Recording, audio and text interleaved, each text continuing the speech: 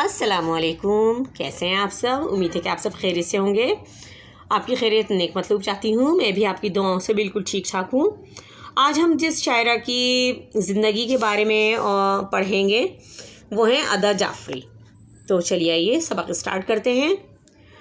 ادا جعفری کی ولادت جو ہے 1924 میں ہوئی اور ان کی وفات 2015 میں ہوئی۔ تو چلیے آئیے شروع کرتے ہیں۔ ادا جعفری اردو زبان کی معروف شاعرہ تھیں۔ آپ کی پیدائش 22 اگست 1924 کو بدایوں میں ہوئی۔ بدایوں جو ہے وہ انڈیا کا ایک شہر ہے اور تقسیم ہند سے پہلے ظاہر کے برصغیر میں آپ بدایوں شہر میں پیدا ہوئیں۔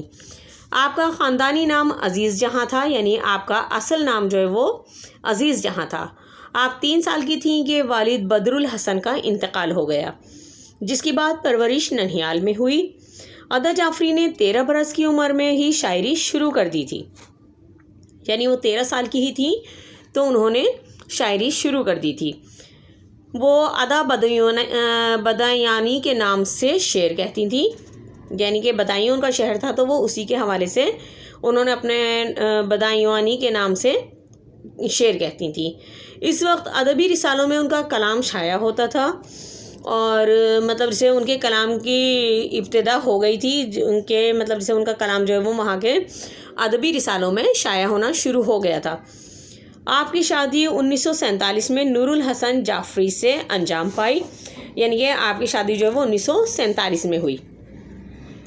شادی کے بعد ادا جعفری کے نام سے لکھنے لگیں۔ ادا جعفری عموماً اختر شیرانی اور اثر لکھنوی سے اصلاح لیتی تھیں، یعنی کہ شاعری میں مدد لیتی تھیں ان سے، اور ان کے شعری مجموعے جو ہیں شہر درد کو 1968 میں آدمجی ادبی انعام بھی ملا۔ شاعری کے بہت سے مجموعہ جات کے علاوہ جو رہی سو بے خبر رہی کے نام سے اور اپنی خود نوشت سوانح عمری بھی 1995 میں لکھی، یعنی انہوں نے اپنی سوانح عمری یعنی کہ اپنی زندگی پر بھی ایک کتاب لکھی جو کہ 1995 میں لکھی گئی۔ 1991 میں حکومت پاکستان نے ان کی عدمی خدمات کے اعتراف میں تمغہ امتیاز سے نوازا، یعنی کہ حکومت پاکستان نے جو ہے وہ ان کی ادبی خدمات کا اعتراف کیا اور ان کو تمغہ امتیاز سے نوازا گیا یا ان کو تمغہ امتیاز دیا گیا۔ ادا جعفری کی وجہ شہرت ان کی شاعری بنی۔ انہوں نے آزاد نظمیں بھی کہیں اور کہیں جاپانی صنف سخن ہائیکو میں بھی نام کمایا۔ ہائیکو آپ کو پتہ ہے کہ ایک چھوٹی سی نظم کو کہتے ہیں، مگر وجہ کمال غزل ہے، یعنی کہ آپ نے جو عروج حاصل کیا وہ غزل کی صنف میں حاصل کیا۔ آپ نے متعدد قومی و بین الاقوامی اعزازات و تمغات حاصل کیے، جن میں قومی تمغہ برائے حسن کارکردگی بھی شامل ہے۔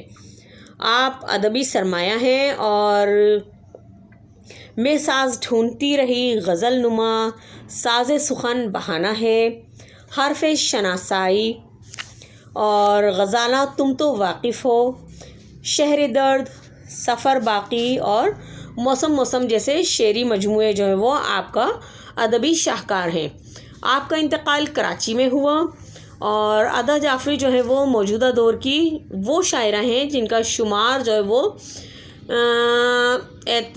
سخن کے اعتبار سے جو ہے وہ ان کی طویل مشق سخن اور ریاضت فن کے صف اول کے شاعروں میں ان کا شمار ہوتا ہے، اور وہ کم و بیش 50 سال سے شعر کہہ رہی ہیں، یعنی کہ انہوں نے کم و بیش 50 سال تک شاعری کی اور گاہے بگاہے نہیں بلکہ انہوں نے تفریحاً نہیں بلکہ مستقل ایک تواتر کے ساتھ اور کمال احتیاط کے ساتھ جو ہے وہ اپنے اشعار کہتی رہیں، یعنی ان کے اشعار میں جو ہے وہ ہمیں کہیں بھی کوئی بےہودگی، بدتمیزی یا کوئی اس طرح کی بات نہیں ملتی، بلکہ ان کے کلام میں جو ہے وہ شعور حیات اور دل آویزی جیسے فن جو ہیں وہ ان کی شاعری میں موجود ہیں، اور بہت احتیاط سے وہ اپنی شاعری کرتی تھیں اور اپنی دل آویز فن کے ساتھ جو ہے وہ اپنے حرف صوت اور شگفتگی اور فکر و خیال کی تازگی کے ساتھ اپنی شاعری میں الفاظ کو پیراہن دیتی تھیں،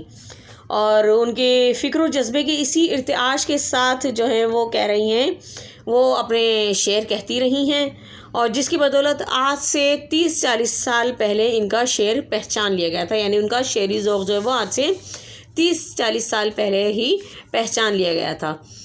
اور امید ہے کہ آج کی ویڈیو آپ کو پسند آئی ہوگی، اور اب جب ہم انشاءاللہ نیکسٹ ویڈیو میں ادا جعفری کی شاعری پڑھیں گے، تب تک کے لیے اپنا اور اپنے پیاروں کا ڈھیر سارا خیال رکھیے گا۔